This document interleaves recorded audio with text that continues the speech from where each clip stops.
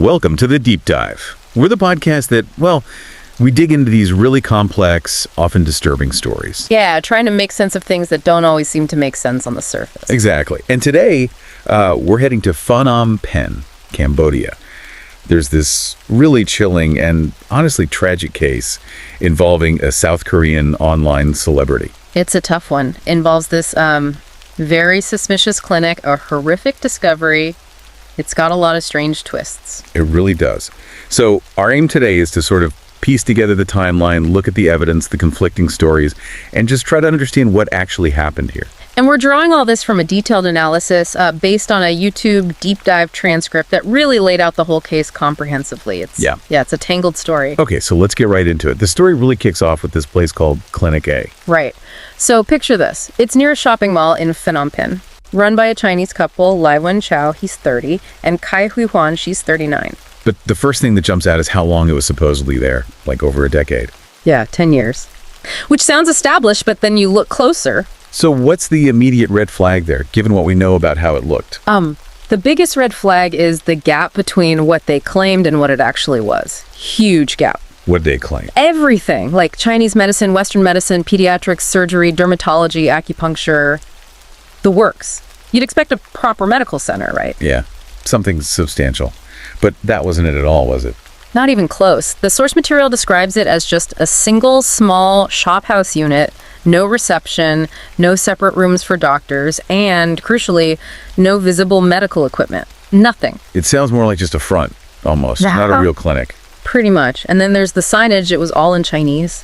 Ah, so targeting a specific group? Seems like it. Probably Chinese nationals, maybe tourists looking for cheaper procedures, or maybe things they couldn't get easily back home. You know. And locals. What did they make of it? That's another really weird part. Locals didn't even really see it as a clinic. Some apparently thought it was a Chinese restaurant, and they hardly ever saw people going in or out. Okay, that's definitely suspicious, leading to talk about what it really was. Exactly. Whispers about it being a front for something illegal, maybe money laundering, who knows? Yeah. But definitely not a normal clinic. And the authorities, with it being there a decade and locals being suspicious. That's the really concerning bit. Apparently, locals did complain over the years about, safety, whether it was legit, but nothing was ever done. How could that happen? Officials basically said, well, it's been here for 10 years, so it must be okay, which is, wow, a massive failure of oversight. Yeah, it's like they just waved it through. That lack of regulation it allowed this place to exist. And tragically, it created the perfect conditions for something terrible to happen. It's a chilling example of how these gaps in oversight can have fatal consequences. So that's the backdrop, this dodgy clinic operating under the radar. Now, let's get to the discovery that brought this all crashing down. Right.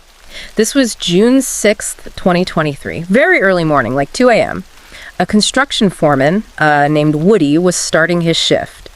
2 a.m. seems early, but you mentioned that's pretty common in Cambodia. Yeah, because of the heat later in the day. Oh. So he gets to his site about 40 minutes from his home. It had rained heavily the night before. Right. So there's this deep pit, where they'd been digging, and it's full of water. His job was basically to check the site, pump out the water. And that's when he saw something? Yeah. Yeah. He sees this piece of red cloth floating in the pit. At first, he just thinks it's like trash someone dumped. Right. But as he gets closer, he sees long black hair sticking out, and then swollen human feet. He knew immediately it was a body. Horrifying. Oh my God, I can't even imagine. So the police arrive. Yeah, they got there fast, secured the scene, and there was this interesting detail. They laid down a red luck carpet near the crime scene. A red luck carpet? What's that about? It's not entirely clear why in this specific context, but it points to, local customs or beliefs, sometimes mixing with official procedures, adds another layer of strangeness to it all. So, based on how the body was found, wrapped, tied up, dumped like that, what would the police be thinking initially? Foul play, absolutely. Homicide. The way it was wrapped in the blanket, tied with rope neck, waist, legs, that suggests a deliberate attempt to conceal the body, maybe make it easier to move. And the condition of the body? Very bad. Severely bruised, swollen all over. Identification was going to be tough just by looking. She was wearing a black t-shirt, black jogger pants, no bra, and her underwear was on backward, which is another strange detail. Just awful. They estimated her age around 30. Around 30, yeah. But visual ID was basically impossible, so fingerprints were the key. And the fingerprints led them to an identity. They did. The victim was identified as Byun Yeong, a 33-year-old South Korean woman. Okay, so now we have a name. But who is Byun Yeong? This is where it gets even more complex. She wasn't just some tourist. She was actually quite famous online. Famous how? She was a streamer, a BJ that's broadcasting jockey on a free TV, had a huge following, like over 150,000 people, and thousands more on Instagram. Wow. So a public figure. What kind of content did she make? It was often described as provocative. Her audience was mainly male. But there was something else going on with her life, wasn't there? Something she'd mentioned online. Yeah, this adds another layer. Just a few months before, March 2023, she'd updated her Instagram bio, said she wanted to stop being a BJ, wanted to live a normal life. Any idea why? No, the reason wasn't clear, but it suggests maybe she was looking for a change, trying to step away from that online persona. It's quite poignant, considering what happened. Definitely. So her death must have made huge news, both in Cambodia and Korea. Absolutely. Massive public interest. And with that comes speculation. Theories started flying: stalkers, ex-boyfriends, drugs, all sorts of things. But none of that was really supported by anything concrete about her past. Not really, no. It seemed mostly like guesswork fueled by her public image. The desire for a normal life just adds this element of maybe trying to escape something, but leading her into danger instead. It complicates the picture. Okay, so the police have identified her. Now they need to figure out how she ended up in that clinic and then in that pit. CCTV becomes vital here. Absolutely crucial. Yeah. So let's track her movements. She arrives in Cambodia June 2nd, 2023, stays with a friend in a nice condo in Phnom Penh. It was her second time visiting Cambodia. Okay. Then June 3rd.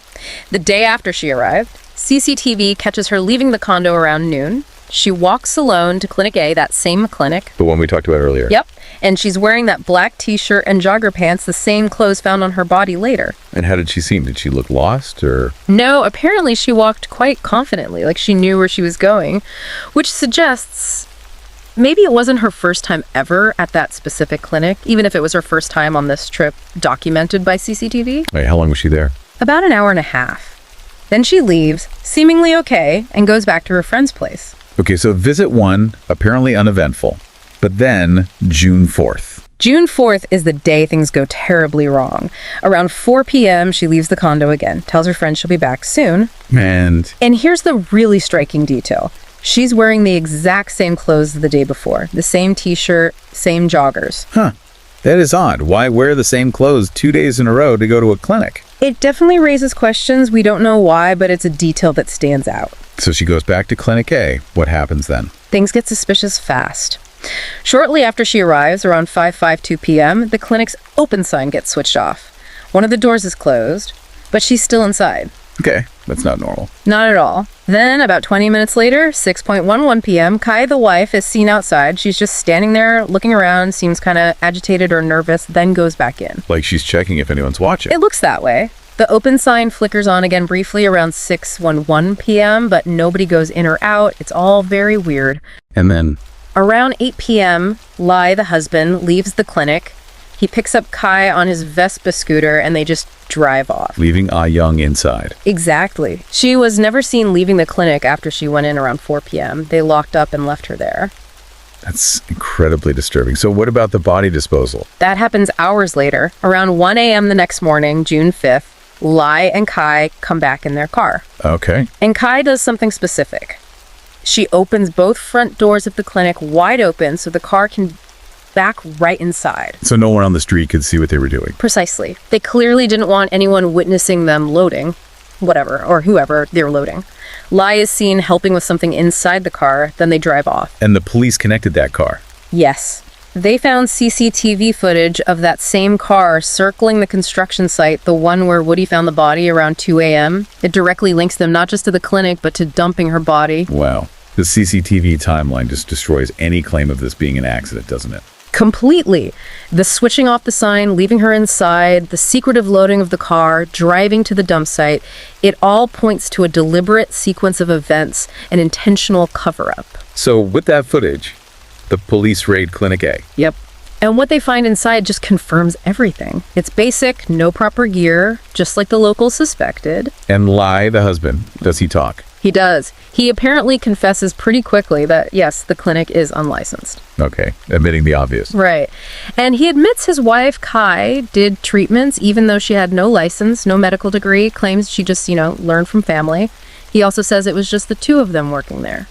But what about Yeong's death? What's his story? This is where the lies really start. He claims Yeong came in asking for a vitamin injection, but he says he refused because he saw needle marks on her arm already. Implying drug use. Seems like it. He says he just suggested she lie down and rest. Then, according to him, she suddenly started having seizures, foaming at the mouth, her pulse got weak. So a sudden medical emergency, in his version. Yes. He claims he gave her some traditional Chinese herbal capsules, like 4 or 5 of them, but tragically, she died anyway. Okay, that sounds convenient. Like trying to create an accidental death narrative. Exactly. It's a classic pattern. Admit something small, the unlicensed clinic, but frame the death as an unavoidable accident, maybe even hint the victim contributed somehow. And the body disposal. He admits that. He admits dumping the body, yeah. Right. Says he panicked, he was scared, didn't have money, the usual excuses. But, and this is key, he insists his wife, Kai, had nothing to do with it. He says he moved the body all by himself. Trying to protect her? Or himself? Probably both. He's trying to minimize the crime. Illegal disposal is bad, murder is way worse. And he's trying to shield his wife. He also doubles down on the needle marks, trying to reinforce that idea of potential drug use by Yeong. But the police have the CCTV showing Kai helping with the car. Exactly. So when they confront him with that footage, the proof she was involved in moving the body, his story changes again. How so? Now he claims, she was just going to the restroom near the car and he still moved the body alone. Just totally implausible. He also insists he knew nothing about Yeong personally. His story is just falling apart under basic scrutiny. Completely. It's just lie after lie, contradiction after contradiction. Classic signs of someone caught, desperately trying to talk their way out of it, changing the story whenever evidence pops up. This is where the physical evidence becomes absolutely crucial, isn't it? The autopsy. The autopsy changes everything. It cuts through all of lies. There was a delay initially, though. Why? Yeong's family back in Korea, apparently due to strongly held cultural or religious beliefs, they were hesitant to consent, worried about disturbing her spirit. That's understandable, but tough for the investigation. Very.